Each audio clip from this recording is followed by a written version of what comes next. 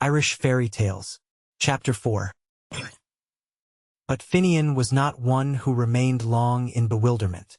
He thought on the might of God, and he became that might and was tranquil.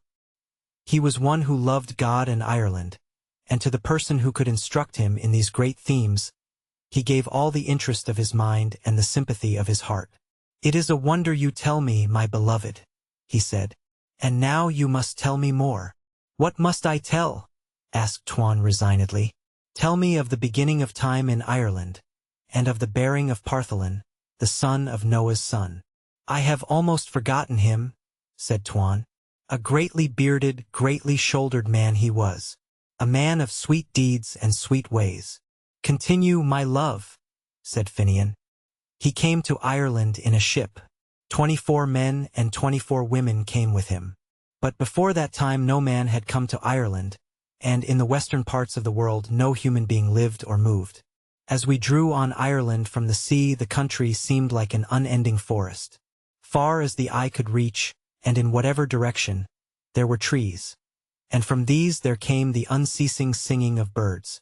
Over all that land the sun shone warm and beautiful, so that to our sea-weary eyes, our wind-tormented ears, it seemed as if we were driving on paradise. We landed, and we heard the rumble of water going gloomily through the darkness of the forest. Following the water we came to a glade where the sun shone and where the earth was warmed, and there Partholon rested with his 24 couples, and made a city and a livelihood. There were fish in the rivers of Era, there were animals in her coverts. Wild and shy and monstrous creatures ranged in her plains and forests, creatures that one could see through and walk through. Long we lived in ease, and we saw new animals grow: the bear, the wolf, the badger, the deer, and the boar.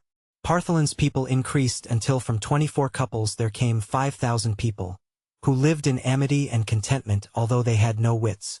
"They had no wits," Finian commented. "They had no need of wits," Tuan said. "I have heard that the firstborn were mindless," said Finian. "Continue your story, my beloved." Then, sudden as a rising wind, between one night and a morning, there came a sickness that bloated the stomach and purpled the skin, and on the 7th day all of the race of Partholon were dead, save one man only. "There always escapes one man," said Finian thoughtfully. "And I am that man," his companion affirmed. Tuan shaded his brow with his hand, and he remembered backwards through incredible ages to the beginning of the world and the first days of Era. And Finian, with his blood again running chill and his scalp crawling uneasily, stared backwards with him.